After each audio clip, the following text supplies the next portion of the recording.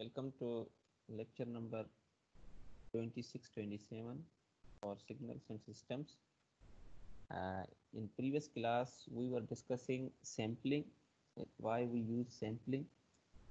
So we saw in last class that sampling is done to convert a continuous time signal into discrete time signal, right? But how it is achieved? For example, if we have a signal x of t, and if we wish to convert it into a discrete time signal, then what is required is we multiply this continuous time signal with an impulse train, right? And what we get in time domain is set of impulses, right? And we know that if you multiply two signals in time domain, their spectrums are convolved in frequency domain and scaled over 2 pi, right? So we saw that in previous class that how we achieve this. And one thing more, we said that, for example, if the maximum frequency of input signal is omega m, then the sampling frequency must be greater than or equal to twice of this omega m, right? If we do not do that, then what results in frequency spectrum is the pulses overlap, because our spectrum in DTFT or spectrum of discrete time signal is periodic with respect to 2 pi. If we do not ensure this condition, if the sampling frequency is less than twice of maximum frequency, then these successive samples always overlaps on over each other, and we cannot then recover the actual signal that was sampled, right? So when our Nyquist theorem is not guaranteed, or the sampling frequency less than modulating frequency, highest modulating frequency, then these samples overlap each other, and then they are sum up, because this area is also sum up, then the shape of the signal is somewhat like this, right?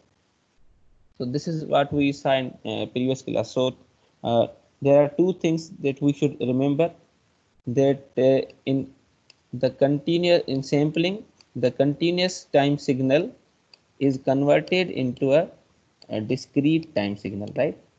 In a discrete time signal. The second thing that is most important is the sampling frequency. This WS, this sampling frequency, must be at least twice of maximum frequency of the modulating signal, right? This omega, this WS must be twice of omega at least. If our sampling frequency is exact twice of maximum frequency, then we have that is called ideal sampling. Then these pulses will be very much closer, right? This is called ideal sampling. If omega is twice of maximum frequency of modulating signal. If omega is greater than or equal to twice of maximum frequency, then that is called oversampling, right? Then you will see the gap like this one, like this signal, gap between successive samples.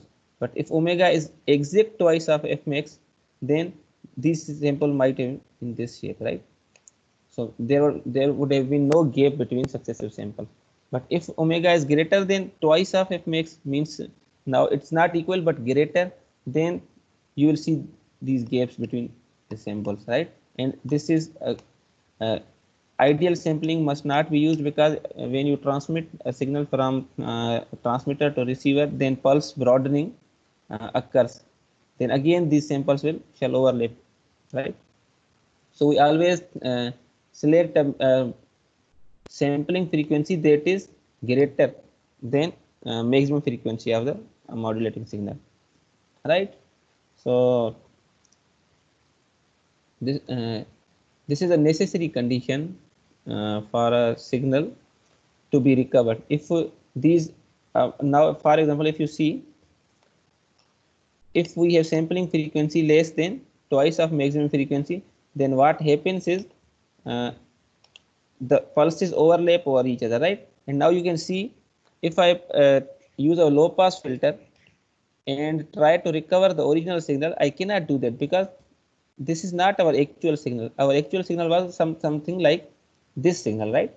Now our some of the information is gone now. So in order to make sure that if you wish to if you are sampling a signal and if you wish to recover the original signal, then you need to uh, validate a condition that is called Nyquist condition, right? Nyquist says that the sampling frequency, the number of samples over a second must be twice, at least twice or greater than the maximum frequency of the input signal, right? This is what we saw in previous class. It is stated here, right? Okay.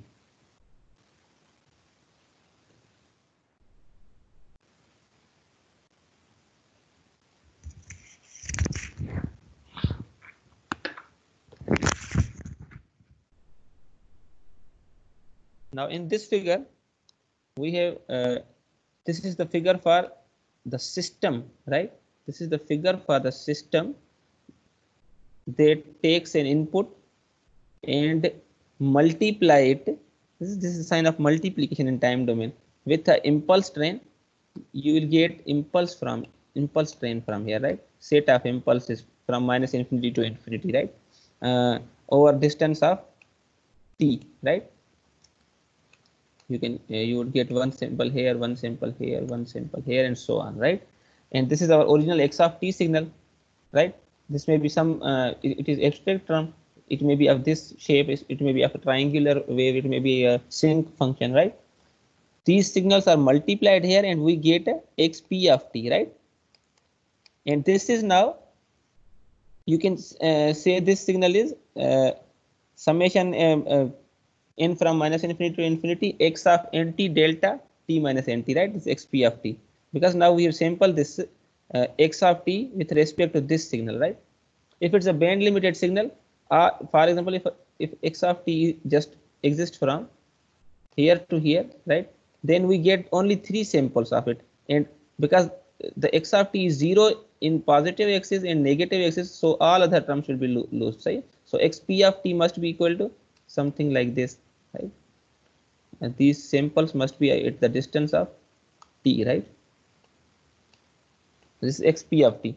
And if we wish to recover the original signal, then we need some kind of filter, right? Some kind of another system, or we can say the impulse response of the system must be in a way that if we multiply this signal with h of t, then we recover xr of t. Or if we convolve the spectrum of this xp of t with h of j omega, then we get x of omega again, right? Like this is x of omega, right? So for example, the spectrum of x of t is this, right? This is a triangular function that exists from minus omega m to omega m, and you can see this is not periodic, right? You can see this graph is not periodic. What does that mean is we know that the spectrum of a discrete time signal is always periodic, and spectrum of continuous time signal is not necessary a periodic signal. And you can see this is not a periodic signal. Then we can say by watching this graph that this is the graph for a continuous time signal. And now when you what is this p of t? P of t is our impulse train, right? We have seen in previous classes that if you find the Fourier transform of this impulse trains, then what you get is series of impulses in frequency domain as well. So if I draw this graph, then in frequency domain it must have set of impulses, right, over sampling period, right, in x of omega, right, x of j omega, right? And what you get is series of impulses.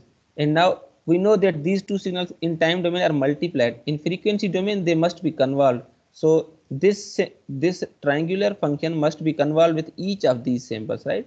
And if the sampling frequency, this sampling WS sampling frequency, if this sampling frequency is twice of, it's greater than twice of this omega m, then the signal must be like this, right? Now this triangular function must be convolved with each of these samples, right? Something like this. If omega s is greater than or equal to twice of f mix. What if this omega s is not greater than or equal to twice of f mix? Then these impulses might have been very closer, and when this signal is convolved with this signal, then this may end up like this, right? Overlapping, right? Now you can see if omega s is not greater than twice of omega m, then we see overlapping here. This is called aliasing, right? And now these overlapping adds up, and we get some signal, something like this signal, right? So we have to make sure that this condition must be guaranteed in order to recover the original signal. So coming to our picture,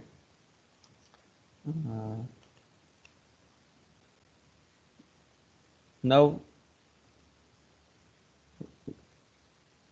for example, if we have x of t, its spectrum is available here, and if we have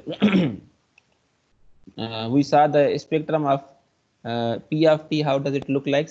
And when they are convolved, we get, because multiplication in time domain is convolution in frequency domain, the xp of t, right? This xp of t, its spectrum must be now periodic, right?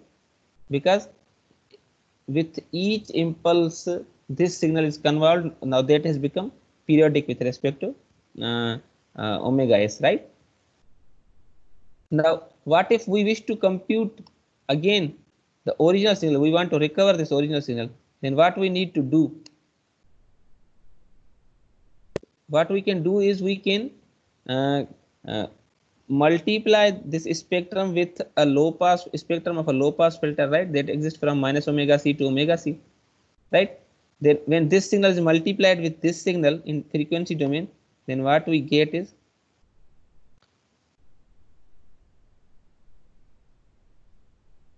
right, we get this signal back. And once we have only one sample like this one, this is the graph for continuous time signal, right? So we recover the original signal, and this is a now continuous time signal, and you can see the recovered xr of j omega is very same like x of j omega, right? So this is the schematic diagram, you can say, and this is the illustration of each component, that what is x of j omega. For example, if it's a rectangular component, this p of t is set of impulse trains, right? And when they are convolved in frequency domain, we get this signal xp of t has spectrum xp of j omega, it looks like this. And when we pass through it a low pass filter, then what we end up is again the original signal. So means we can recover the original signal that is sampled. Sometime for example, if you wish to store a song in your computer, then you know our computer system is digital one, so we need to convert that song into a sequence and then save it on the computer. So we can say sampling. What does sampling do? It convert continuous time signal into discrete time sequences, right? Okay, so that was by multiplying this signal x of t with an impulse train, what we end up is a signal that a sampling that is called ideal sampling, right? Ideal sampling. And we know in practical systems, ideal sampling is very costly, right?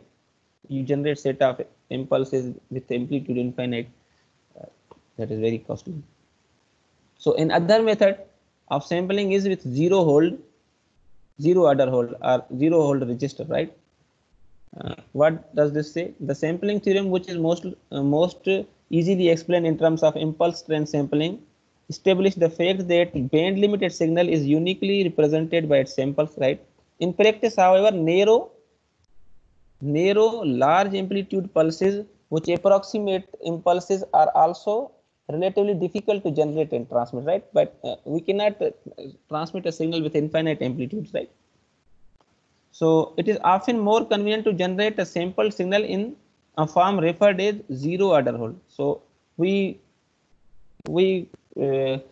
utilize some similar concept to ideal sampling, but with now a zero hold register. What does it do? We'll see in a minute.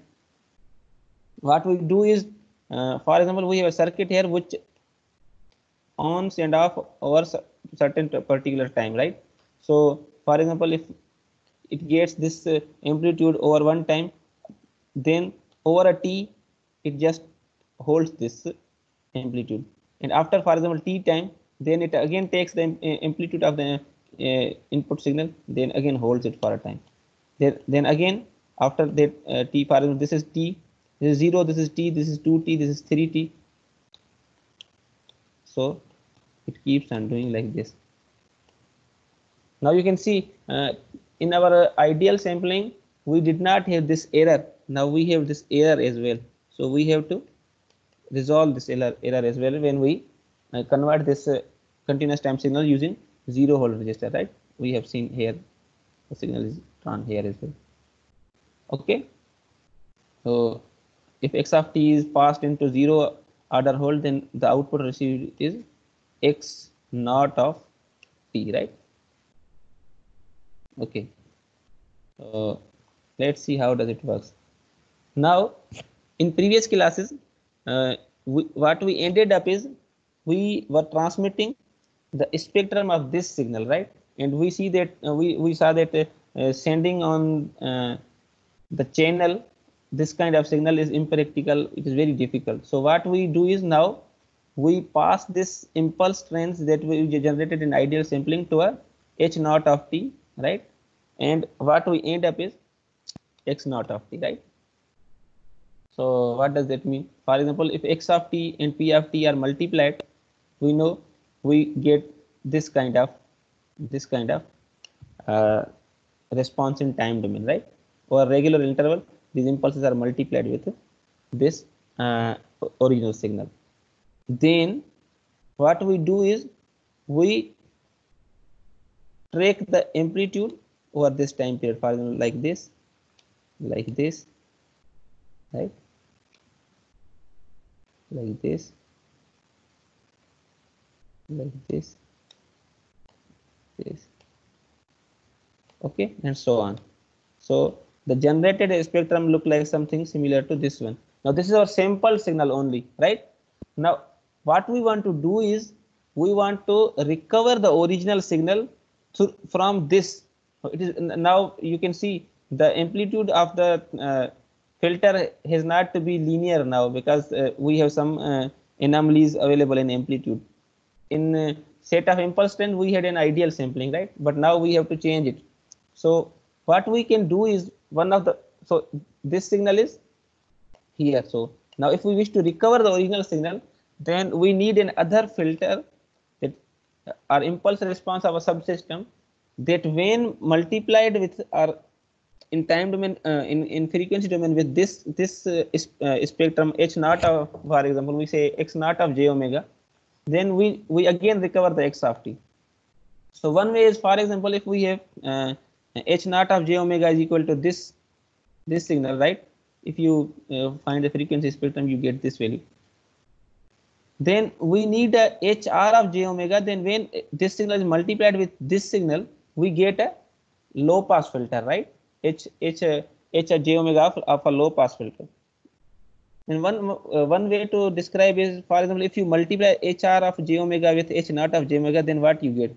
This e to the power j omega t by 2 when multiplied with e to the power minus j omega t by 2, then you get e to the power 0, that is equal to 1, right?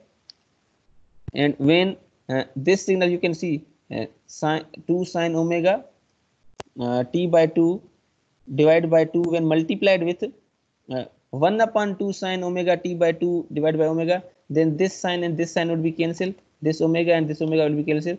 all we end up with only h of j omega, right? This omega t and this minus omega t would be cancelled out. Then we get only the resultant signal that produces h of j of omega, that is an ideal low pass filter, right? So once we get ideal low pass filter, then we can recover this original signal well, right? So means if you multiply the signal with the sample signal with a zero hold register, right, then you get this kind of signal. And in order to recover the signal, you have to remove these anomalies, and you need a system that when multiplied with this h naught of j omega, then what you end up is you get a low pass filter h of j omega, right? Or you can see h when hr of t is convolved with h naught of t, then what you end up is you get delta t, right? Another way of interpreting it, right? So you mitigate this effect and you get the original low pass filter. Okay.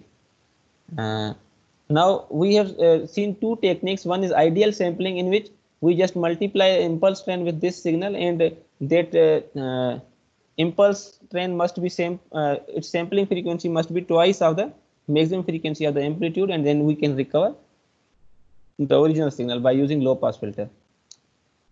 But we know practically it is impossible, so we use another technique that is called zero order hold.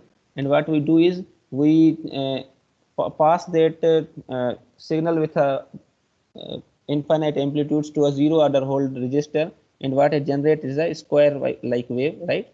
And in order to recover this the original signal from this our square wave, what we multiply with the impulse response of x naught of t, such kind of system that when it is multiplied in frequency domain, then we end up in a low pass filter.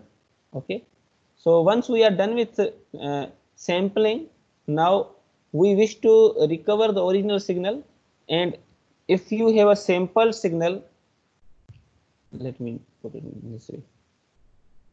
If you have a continuous time signal, and if you wish to compute its discrete time signal, right, this is discrete time signal, then you do sampling, right? Then we do sampling. And for example, if we have a discrete time signal, and if we wish to recover the continuous time signal, convert this discrete time signal into continuous time signal, then what the technique we use, that is called interpolation, right?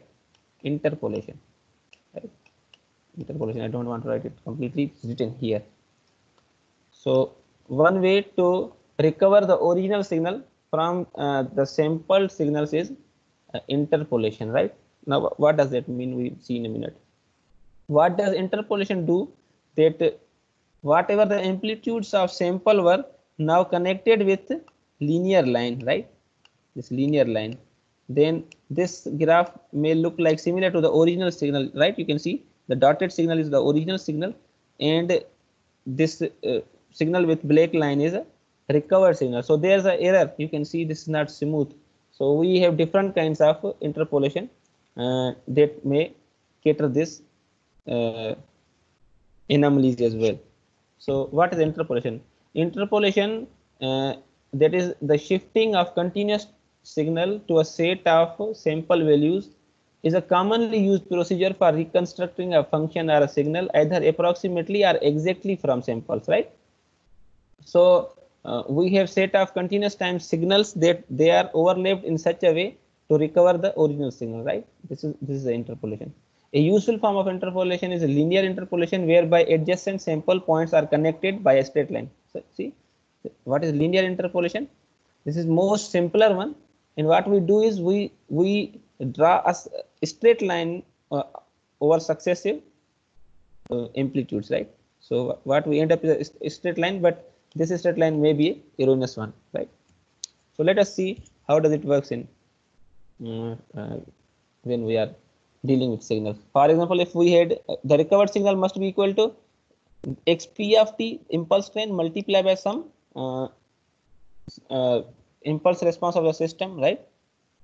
And now you can see that this signal is equal to, if you remember, this is equal to x of nt delta t minus nt, right? So we can say that now if you convolve these two signals, then what you end up is x of nt, h of t minus nt, right? N from minus infinity to infinity, because we are convolving these two sequences. xp of t is our x of nt, right? Now if you, for ideal low pass filter, you know h of t must be equal to this one. We when we calculated spectrum of this, we know that the spectrum of this kind of signal from time domain to frequency domain was a sinc function, right? Now if a signal is already a rectangular wave in frequency domain, its equivalent must be in time domain a sinc function, right? So h of t must be equal to omega c capital T sine omega ct upon pi ct. This is a sinc function, right? If you plot the signal, it would be something like this value, right?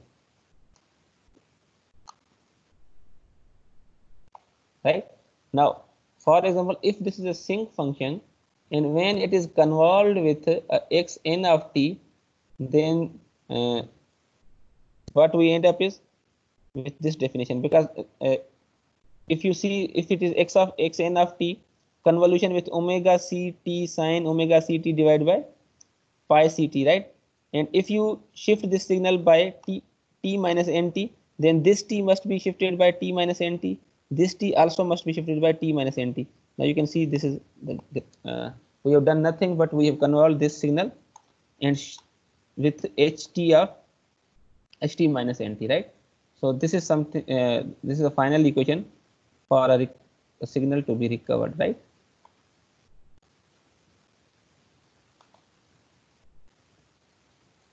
Let me clear it again and let's look at another perspective. Okay, now we got a sample signal that is called xn of t, right? Right. This xn of x of nt is sometimes also written as x small c of nt as well, right? Because we haven't normalized the sample time interval capital T. Now let us see what we are doing here. What we wish to compute is that we have a sample signal xp of t, right? And now we wish to compute the original signal, recovered signal, and we know we need to multiply it with some low pass filter to get the original signal, right? Because this xp of t has frequency spectrum, if you remember, like this, right? For example, like this, whatever. So we want to multiply this spectrum in frequency domain with a low pass filter and get the only one sample, and it is if we delete all other samples and get only one sample in frequency domain, then this becomes a continuous time signal, which is actually x of t, right? And we know that we now need to multiply this xp of t with a low pass filter. This is low pass filter, right? And we know the duality property of this rectangular pulse is that if in frequency domain there is a rectangular pulse, its equivalent time domain must be a sinc function. So for sinc function, we have calculated many times the spectrum of if the rectangular pulse in time domain, we calculated its frequency domain, and if it is in frequency domain, we can calculate it in time domain, and that was something similar to this sinc function. So, and we know if xp of t is if it is fed to an LTI system, then the xp of t and h of t must be convolved with each other. And by definition, convolution is n from minus infinity x of if you remember x of t and h of t minus capital T, right? For example, if you remember, must write it once. The definition of k from minus infinity to infinity, x of k, h of n minus k, right? Right. This is the original definition of an convolution, right? Of a convolution. And now we know that this signal only exists on nt, right? Nt, because it's a sampled signal now, nt. Now this k is replaced with, for example, nt, and this k is also replaced with nt, right? In continuous time domain, right? Then you can see here I have just done this, nothing else, right? So for ideal low pass filter, the in time domain the response is this one. Now because we are shifting this h of t by t minus nt, now this t must be replaced with t minus n capital T, and this is also a running variable like this one. So these two has to be shifted by t minus nt. You can see now this t is replaced with this t minus nt, and this t is also replaced with t minus nt, right? This is the final answer. If you multiply this sample signal with this signal, if you convolve this xn of t with this impulse low pass filter, then you can recover the original signal.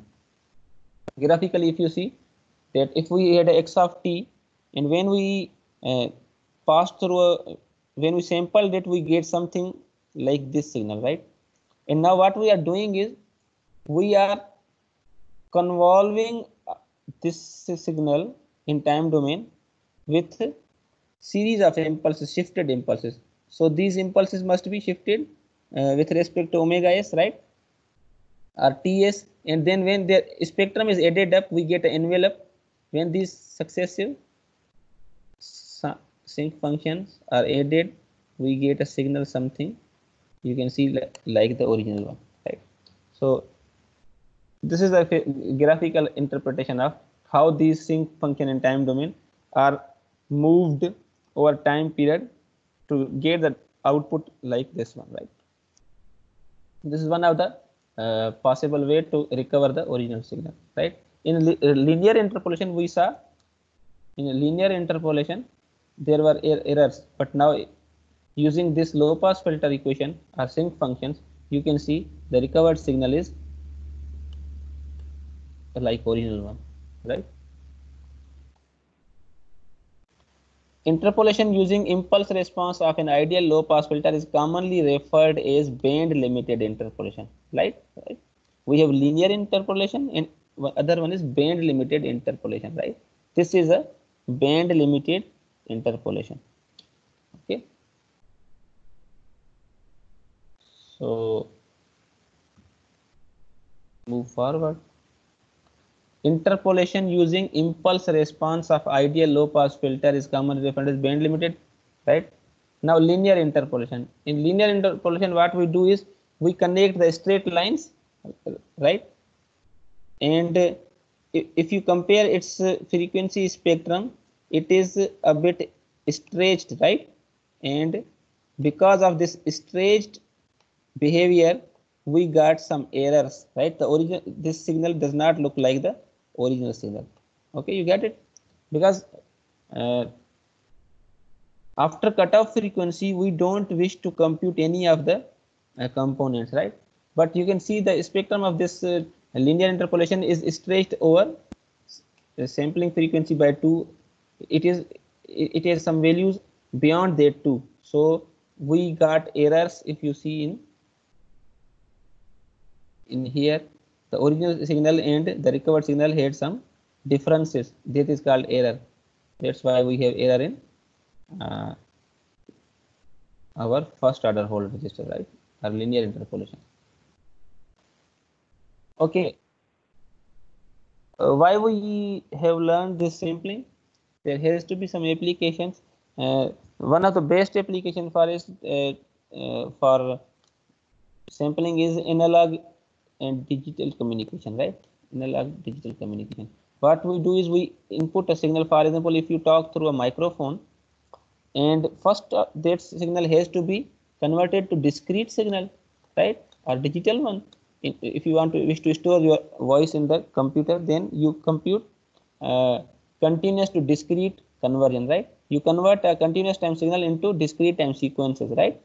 And that x discrete of n is equal to if you sample a continuous time signal over nt, right? If you multiply it over a over impulse plan, right? These two are similar, right? And now what you did is you stored that signal into our system, right? Or maybe you want to process your voice For example, you want to process it and you wish to remove the anomalies, and now you wish to hear from speaker, and what you need is then this discrete this signal that is converted into discrete time again must be converted into continuous time in order to hear, right? Our here a normal environment is continuous in nature, so our speaker cannot generate a digital voice, right? So it has to convert into analog one. Then what you do is you convert that processed signal into the continuous time signal, and you need a digital to continuous conversion, right? So this is the idea, right? What you do is if you input a signal, then you sample it over a regular interval, right? You get a discrete time sequence, and then you may store it, you may process it, and in order to recover it, the continuous time signal, you have to pass it through digital to a discrete to continuous time converter, and you end up with yc of t. Now this yc of t must be equal to some transformation of xc of t, but this needs to be continuous time signal, right? This is one of the possible application. Now, for example, we want to see the first part. We want to see this part, conversion from continuous to discrete. Then what we do is, for example, xc of t is multiplied with p of t, as I said. Then we get xp of t, right? Now it depends. For example, we have, for example, if t is equal to t1, means now the our sampling interval is, for example, t1, and here sampling interval is 2t1, means here samples are twice further than this signal, right? Then if you recover the signal, the accuracy of this signal, the accuracy of signal multiplied with this xp of t must be higher, because we have number of samples are higher in this impulse time. Here number of samples are fewer, so the error introduced in this must be higher, right? Now what does these graphs say? Let us see what does these graphs say. They wish to state that, for example, now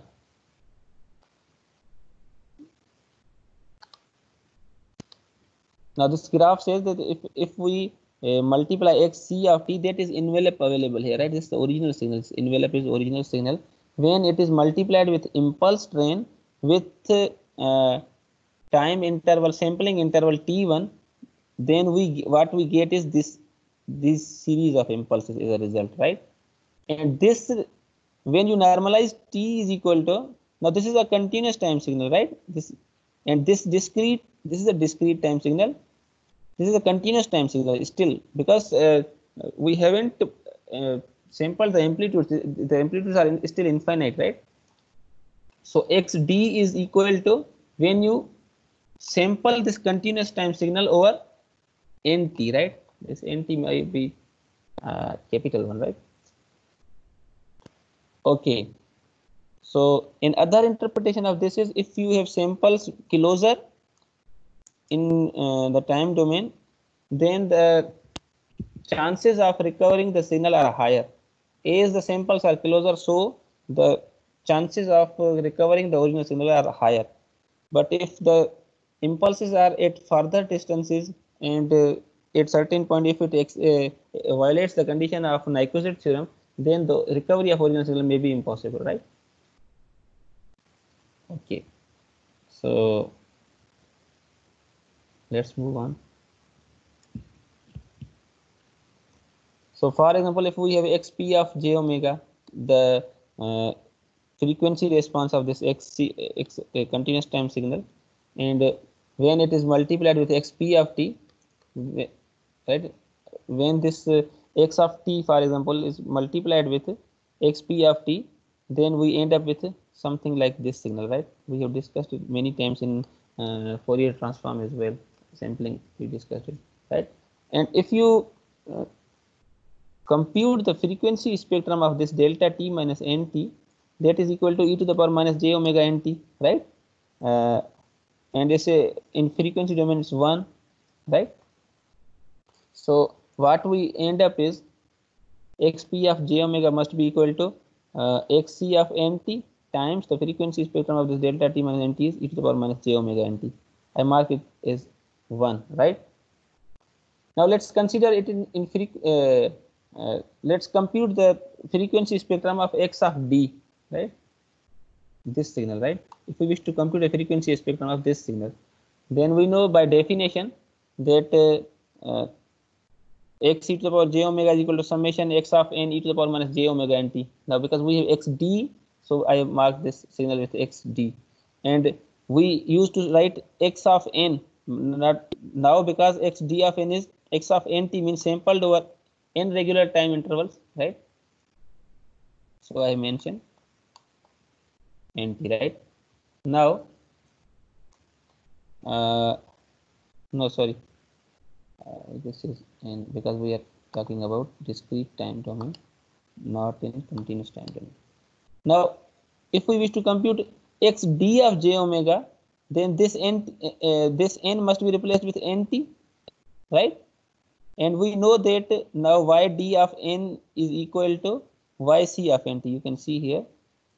That means the discrete time sample xd of n is equal to continuous time when it is sampled over nt, right? So we can write this as yd of n is equal to yc of nt. Now replace this xd of nt with xc of nt to the power minus j omega nt, and you can see this. Now this signal, if you compare this with this one, right? If you compare this with this one, then you can see that our x e to the power j omega is equal to j capital omega by t. If you replace this omega with omega by t, then you end up with this equation, right?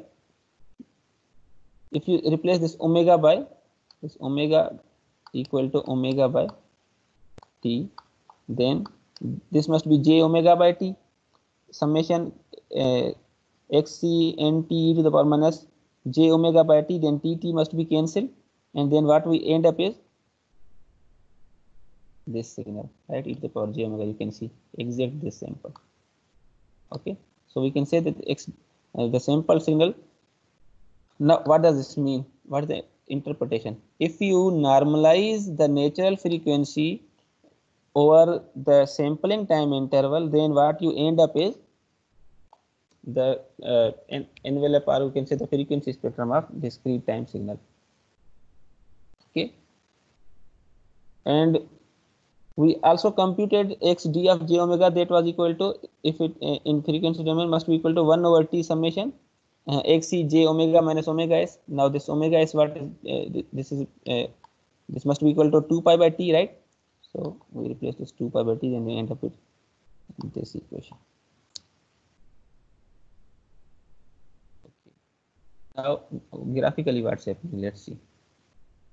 Now if you sample this signal over nt, then what you get is you get successive samples over 2 by t 2 pi by t1, then you get another sample over 4 pi by t1, and 6 pi by t1, here minus 2 pi by t1, and so on, right? From minus infinity to infinity.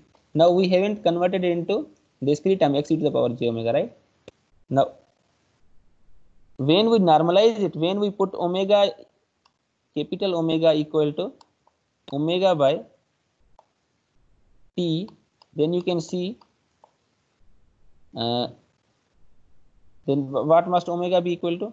Omega must be equal to this delta t, right? Then this t must be cancelled. Now we have 2 pi here, minus 2 pi, minus 4 pi, and so on, 2 pi, 4 pi, right? So on. So we can say now this signal is the spectrum of complete discrete time signal.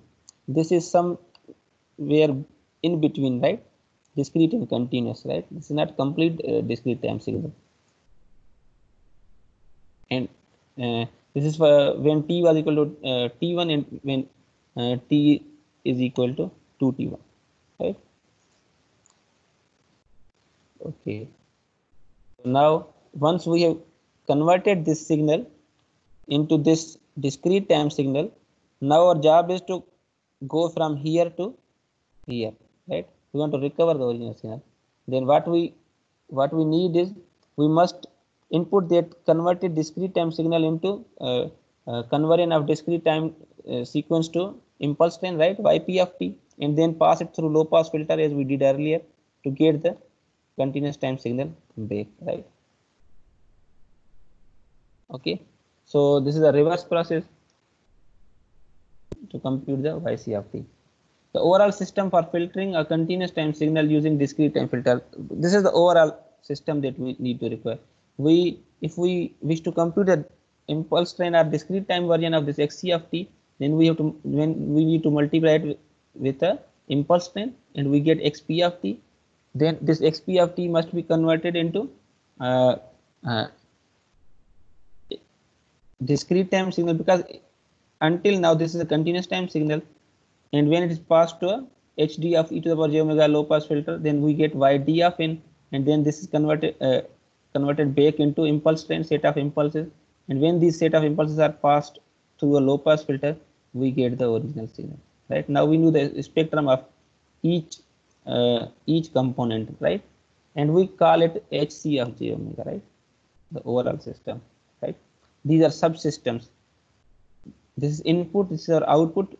In earlier classes, we discussed about the interconnection of system. We saw the system may be cascaded, may be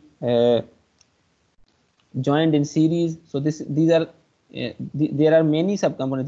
This is one subsystem, right? This is another subsystem, and so on. These all subsystems are connected in series to construct the overall system, right? A system may be combination of series of many subsystems, right? Okay, until now we have discussed only sampling the continuous time signal, that how to how to sample a continuous time signal. In some times, for example, if you reduce the quality of a picture, what you do is you for example, in MS Paint you go and change its pixels, right? So that spatial signal or a picture is already a discrete time signal, and what you are doing is you are again sampling it, right? So that is sampling from discrete to discrete, right? So we can do sampling in discrete time signals as well, right? What we do is, if we wish to compute the sampling of discrete time signal, for example, this is our discrete time signal, we multiply it with a impulse train, right, that exists over n, right?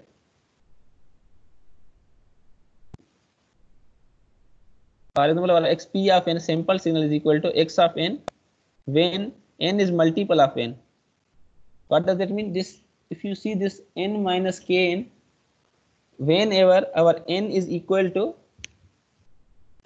kn, then we get some value 1, otherwise always 0, right? When it is multiplied with, for example, if we have n is equal to 4, right? For example, our n is 4, capital N is 4. Then if k is 0, we get a sample here, right? For example, if k is 0, we get sample at 0, n is 4, right? And when small n is 1, we would never get any value from here, because first we have n equal to 1, 1 minus k 0, 1 minus 0 is delta of 1, delta 1 again 0. For example, k is when 1, we get 4 here, so again 0.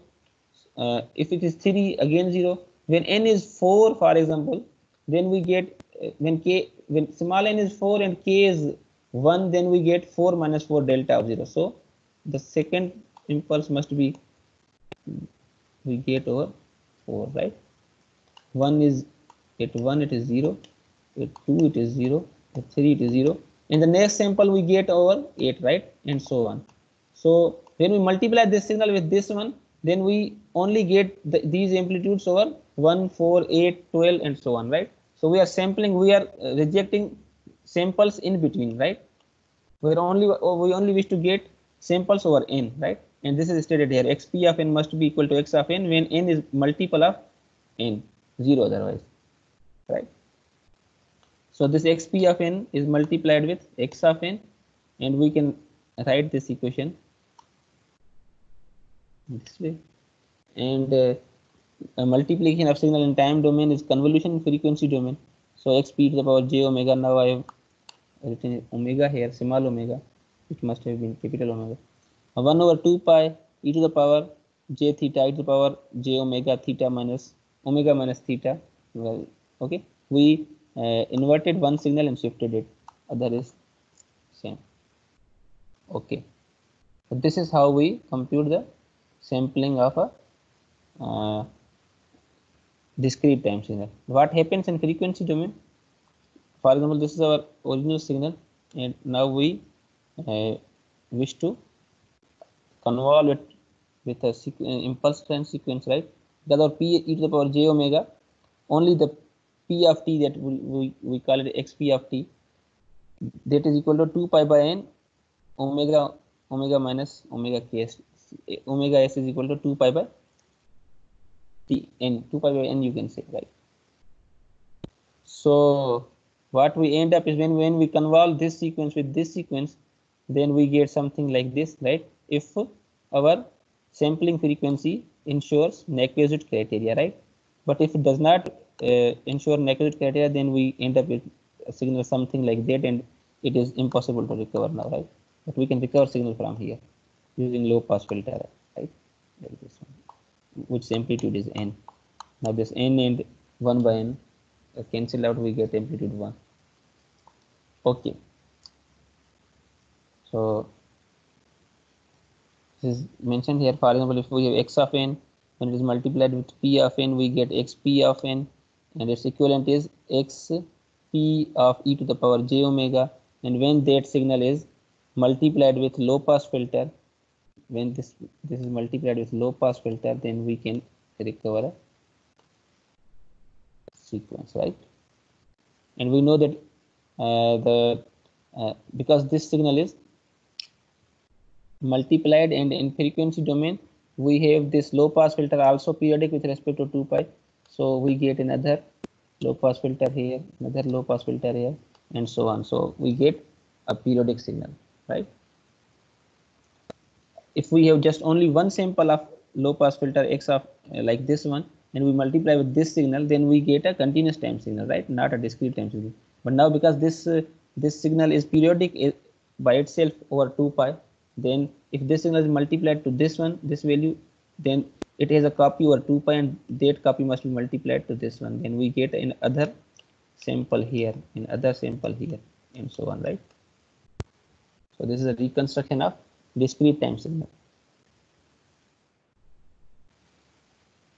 Okay.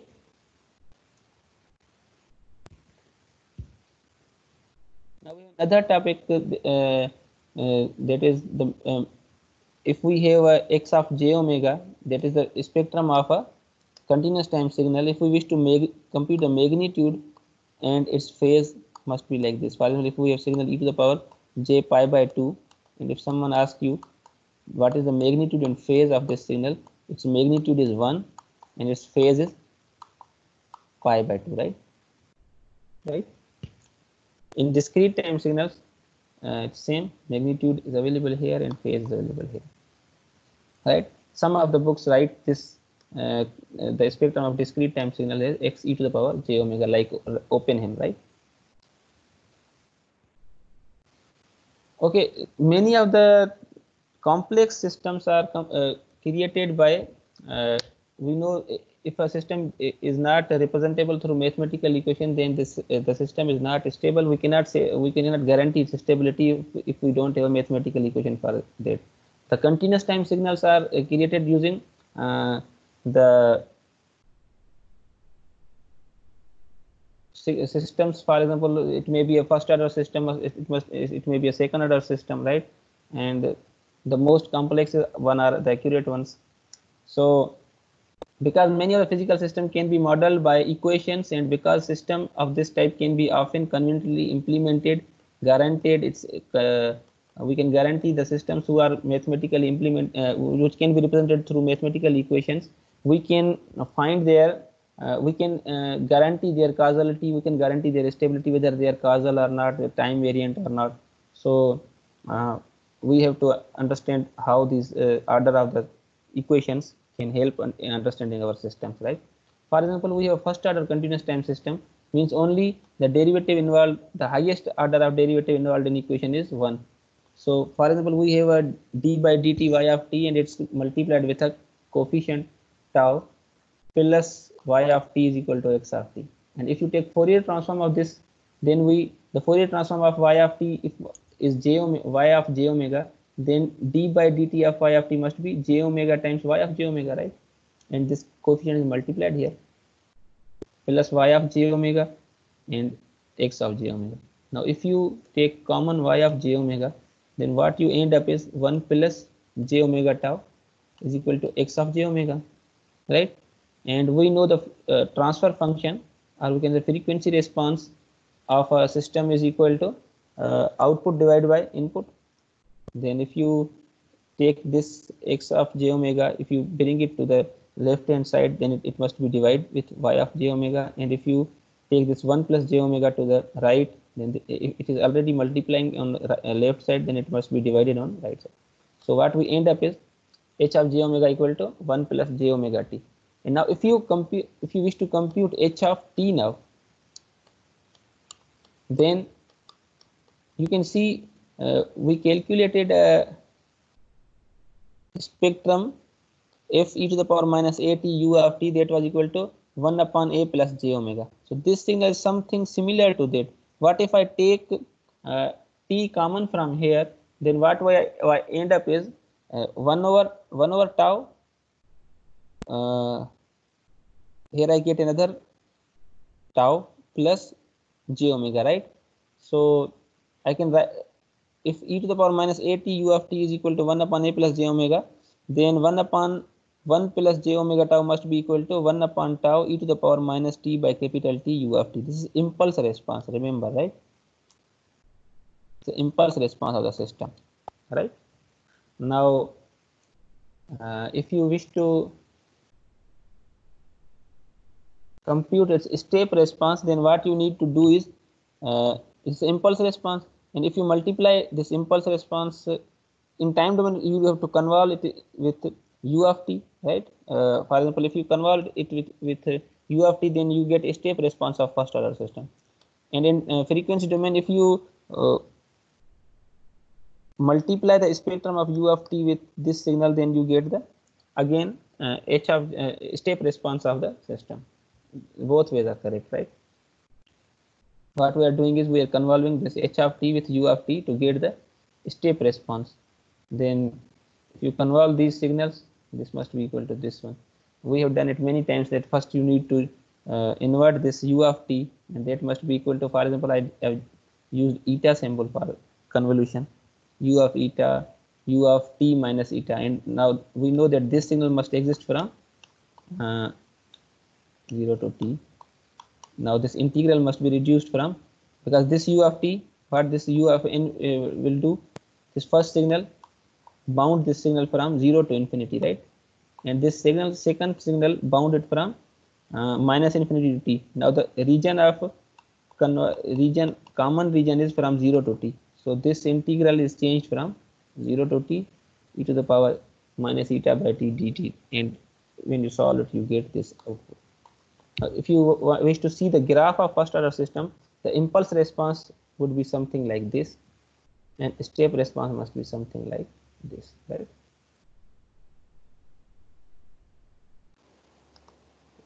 For example, I have plotted these values somewhere in MATLAB.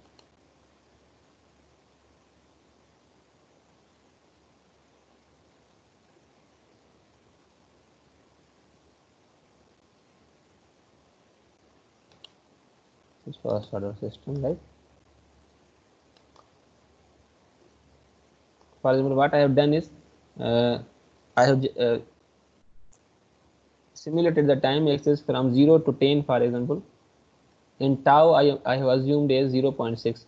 Now impulse response was equal to, if you see, impulse response was equals to 1 over tau e to the power minus t by tau u of t. That means 1 over tau exponent e to the power minus t by tau, right?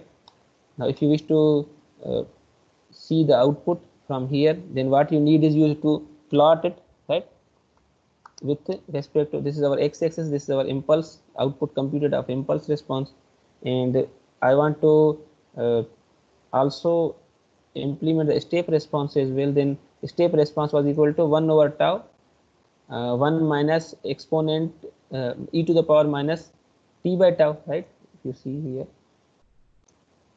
the step response was equal to 1 minus e to the power minus t by tau. So this is equal to 1 by tau 1 minus e to the power minus t by tau. So I want to plot it on separate figure, so I have introduced another variable figure here, and if you run it, you can see the responses.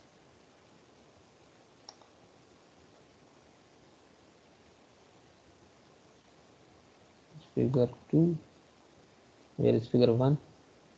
You can see this is the step response and what is shown in the book as well. You see this is the same response that we are getting here for step response. And what if we wish to compute the impulse response? This is figure 1.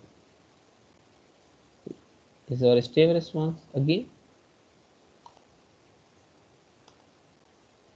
because we had some figures already generated, so we need to close them all. And now we want to see what must be the response. Let us see. If I implemented step response first. Okay, right. This is our, it's inverted.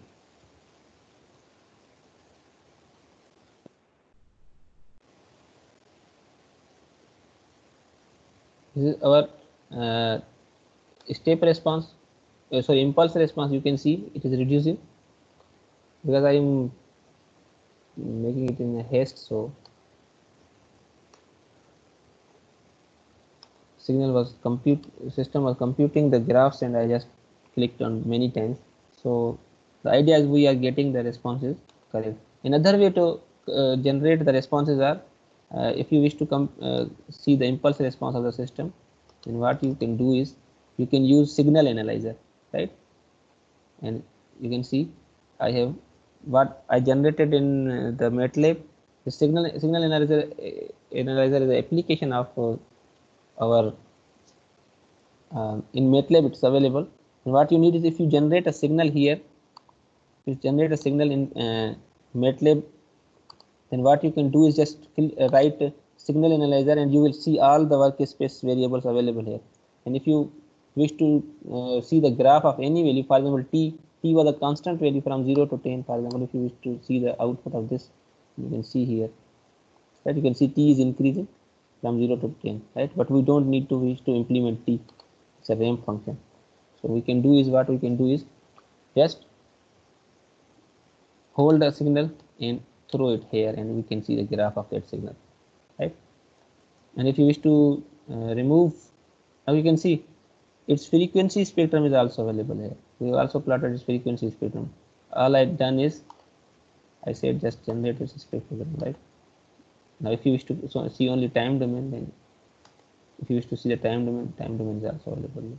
If you don't want to see the time domain, or if you don't want to see the frequency domain, what you can do is, I don't know why this is not going. Another way of doing this is we just need one. So it is showing its frequency response anyhow. But if you don't want to see the time domain signal, then this is now gone. Or if you wish to see only the frequency spectrum of step response, then this is only frequency spectrum of step response. And if you wish to see that impulse response, you can see only the impulse response, and so on. And we have seen in many times that 1 over a plus j omega is a low pass filter. We talked about it in many classes, and now today we are actually seeing that what really it is a low pass response. Okay, So what if our system, what is a second order system? Our second order system says that there are some variables I don't want to cover here because these are the topics of maybe control systems. There are few things that you need to know, and I don't know where is marker now.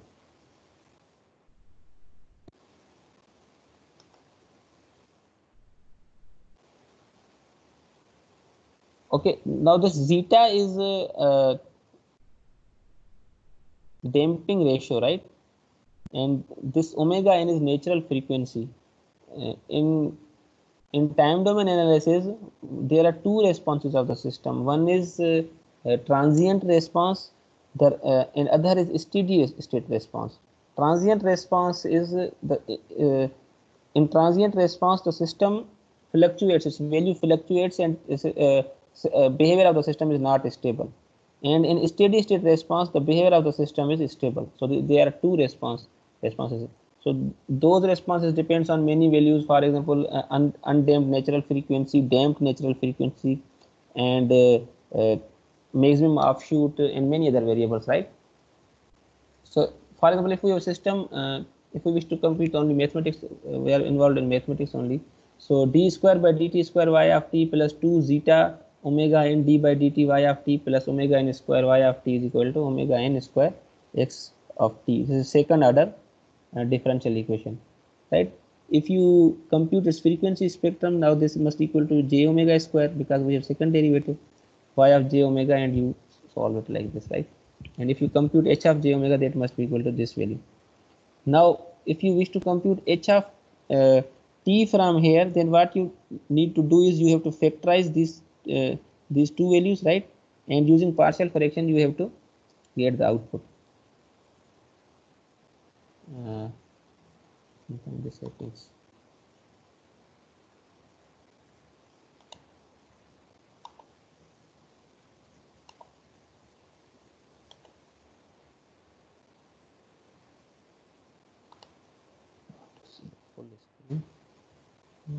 Okay, now I get it.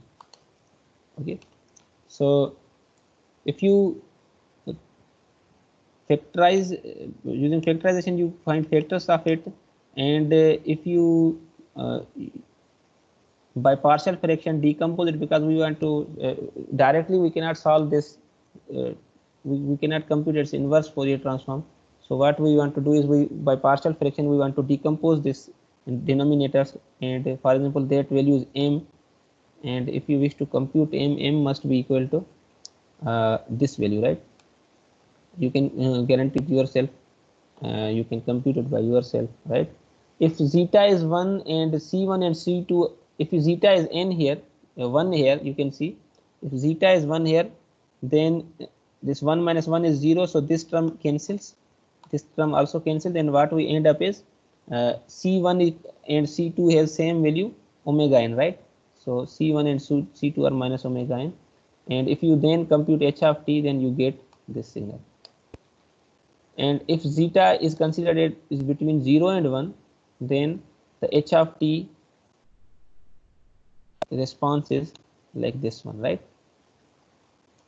Now you can see from here, as zeta has smaller values, the transient response is larger, right? But as zeta's values are approaching closer to 1, the response of the system becomes steadier one, right? At zeta equal to 1, we can say we have transient response is larger, right? But when zeta is close to 1, then the transient response of the system reduces, and steady response system gets into steady response rapidly, right? So these are one of the possible ways.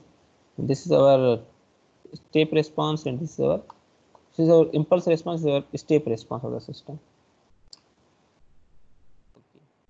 Likewise, like in continuous time systems, we have in discrete time signals, we have we can show any system using difference equations. For example, in first order difference equation, you can see the highest difference is n minus 1. And if you wish to compute the frequency spectrum, what you need is this y of n is converted to y of omega, and this must be converted into e to the power minus j omega. You know the difference property of discrete time Fourier transform and multiplied with coefficient a, and when you take y of omega as common, then in the what remains under is 1 minus a e power j omega. Then if you wish to compute h of j omega, that is equal to y of omega or x of j omega, then you end up with this equation, right? And now this is the impulse response, right? It must be equal to a power n u of n. We've computed it many times. And if it is convolved with a u of n, then you get 1 minus a to the power a n plus 1 upon 1 minus a u of n, the step response of the system. And if you plot this impulse response when a is equal to 1 by 4, when a is 1 by 4 in this system, impulse response, there is impulse response, this one. Then when n is equal to 0, you get 1, right? When n is equal to 1, you get, if a is 1 by 4, you get 1 by 4 value here. You can see 1 by 4 value here. And it keeps on reducing. It minus, if a is minus on odd indices, its value must be negative, right? And so on. These are the graphs showing different for different values of a, how our impulse response of the system should behave. Right? This is a log periodic, and we know the frequency spectrum of DTFT is continuous. You can see the frequency spectrum of DTF is continuous. This is the log period, log graph we call Bode plot of a discrete time signal, and it's periodic. You can see with respect to 2 pi on different values of a, its spectrum is like this one. And same is the phase, right? This is a second order system, y of n minus 2r. Now r is radius, theta is our angle, r cos of theta y of n minus 1 plus r square y of n minus 2. And if you take the DTFT of this signal, then this is y of omega. This must be equal to 2r cos theta e to the power minus j omega theta y of omega plus r square e to the power minus j2 omega, right?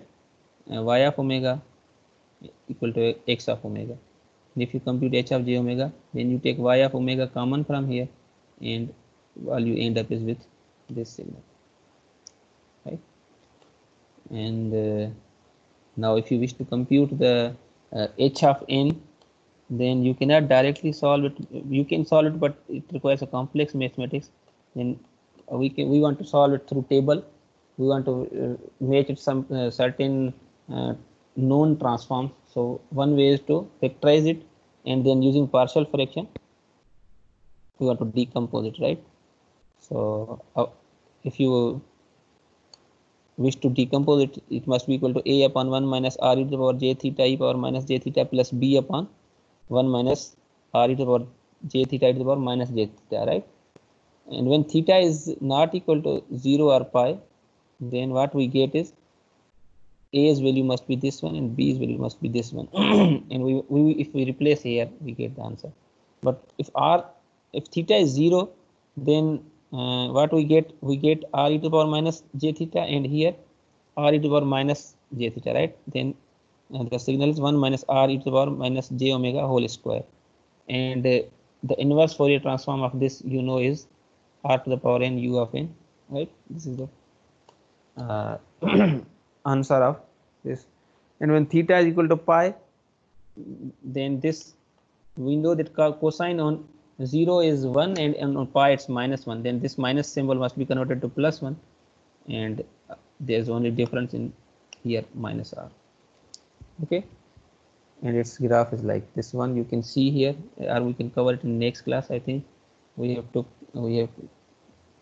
about many complex concepts today, so we need to end it here. If anybody has any question, then he or she may ask.